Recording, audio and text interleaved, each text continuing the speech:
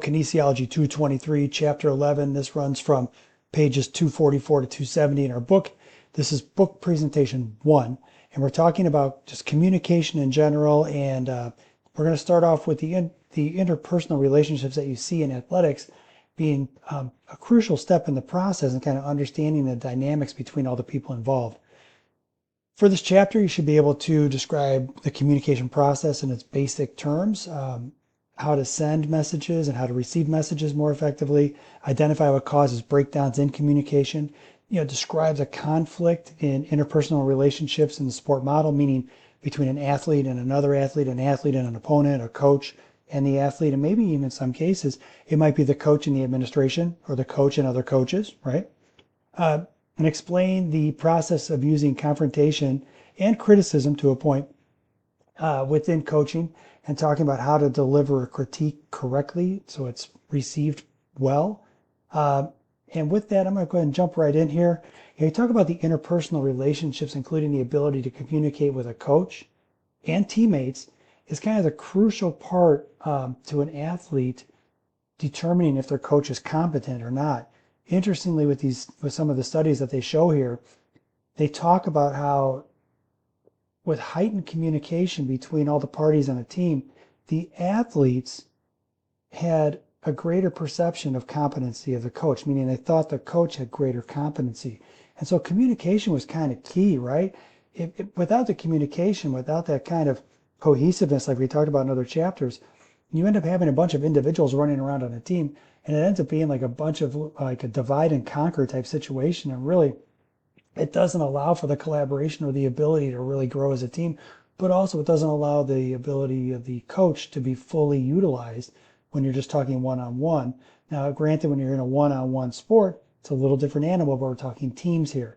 So, it's kind of the key takeaway here is that communication and accessibility, it matters to the athlete. So there's so many different personalities and that you'll find on a team, and as a result, the interactions will be very broad, very varied. There's going to be so many different exchanges that happen between the different athletes that within that context, you're going to have the opportunity for breakdowns in communication. You're going to have conflict. You're going to have some friction built into that process. But as a coach, you have to be able to implement a structure that allows for effective communication, effective listening skills, the opportunity to allow your athletes to be able to talk, some exchanges between the different populations of the athletes within your team. These are the things that you facilitate in the coached environment with your athletes.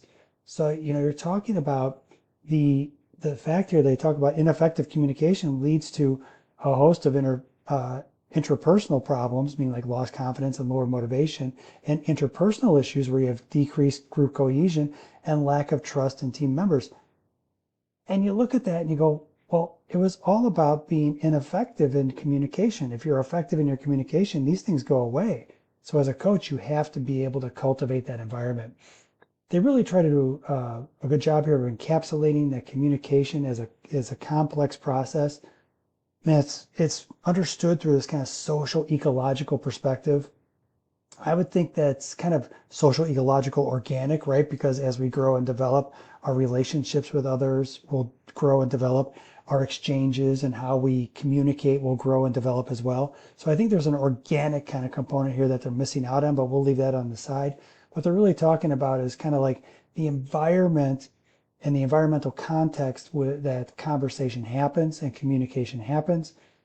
Now, I will state this, a team that gets together during the early preseason is going to be different than a team that is continuing to work together during the season, during the playoffs, and perhaps going into the next year. It's very dynamic. It's a very complex process. There's a lot of interpersonal relationships that happen. And there's some reciprocity that has to happen in communication between the different parties. And if it doesn't happen, then you're going to have a breakdown in communication. But remember, it's a very complex process between a number of different people. So they try to make this as simple as possible in terms of conversation being a one-way communication where the person decides to send a message, the sender translates the message and codes it, and as a result, the message is sent. usually through words, but sometimes through nonverbal. And then the receiver interprets and decodes the message, and the receiver thinks about the message and then responds internally, processing, and they think about it to themselves and they think about the response. I would say, you have the opportunity for friction and breakdown with the encoding process, the decoding process, and even when you get into here, like where how the message is channeled, it could be sent in a way that is not interpreted in a way by the receiver. And then the other part of this is when somebody takes that message and they process it, they talk about how the person processes it. Everybody's going to process information differently, and they're going to have responses that are different depending upon how they're wired. With interpersonal communication, you're interpersonal, I mean, you're in between two people, minimum two people. And the book lists this as it involves at least two people within a meaningful exchange, and the message has to be intended, or so the message can be for the intended person or the unintended person. Maybe there's a third person there, an innocent bystander standing by. They might too, or as well, hear the message from the original sender. They list three kind of main broad-based types of communication. One is nonverbal, comprised of the majority of the communication while we're talking. It's roughly about like 60%, give or take. You'll see 50% to 70%. I'm just kind of ballparking at 60%. And the important part they make later on in the chapter is the nonverbal communication needs to be congruent with the verbal communication to be most effective. If you're sending one message verbally and it's not being presented in a way that's congruent non-verbally, it will not be an effective message, and actually it'll cause many issues in terms of the receiver not being able to basically decode the message you're sending to them. The need indifferent coach communication, which I thought was an interesting thing to put in. It's a type of nonverbal coaching where the coach is very indifferent, and you can have athletes who are indifferent as well, but they talk about the coach being indifferent. And when a coach is unresponsive to like the opinions of the athlete or how they feel, they're just kind of indifferent about what they do or how they perform. This is related to kind of like irrelevant thoughts of the athlete, like they don't really think they're relevant anymore to the process or the program. They kind of become disengaged and frustrated with the process. And these are all things that are just like program killers when you think about it, because it'll take away from the ability for your program to grow and develop if people are just kind of disappearing on you because you're not there in the moment with your athletes. So, you can't be a need indifferent coach. You have to be actively engaged. You can't be passive. You have to be responsive. So interpersonal communication. Now notice intra versus inter. With intra, it's inside the person. It's kind of self-talk and inner dialogue that we have with ourselves. You score a good shot, nice job. You do poorly, you could have done better. It depends what that voice is in your head. And it's how we communicate with ourselves. And there are numerous sport-related studies to support this. There was one that was kind of making the rounds on Instagram where they were talking about tennis players, and the tennis players who historically do the best have positive self-talk. And the tennis players who are at the bottom half, I think it was like the bottom half of the top 20, maybe top 30 players in the world, they didn't have the same degree of positive self-talk and positive inner dialogue as the bottom 30. They're still top 30 players in the world, don't get me wrong.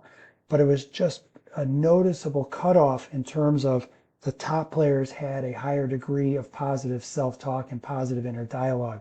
And you can find study after study after study to support this. But what they note is when a coach was found to offer highly negative feedback over and over again, heavy on their critique, heavy-handed in their coaching style, the receiving athletes began to experience a higher degree of negative self-talk. So the book does this. I love how they do this in the last part of this paragraph. Interpersonal communication, meaning from the coach to the athlete, influences the intrapersonal communication, meaning the talk that's going on inside your head, the inner dialogue. So good or bad, right?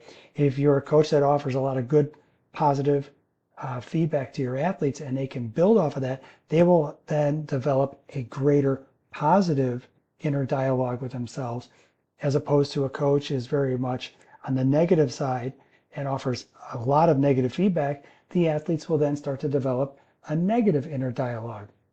You control the show as a coach. So I would urge you to really kind of wrap yourselves around that. And now think even a little bit more if you're in a coached environment.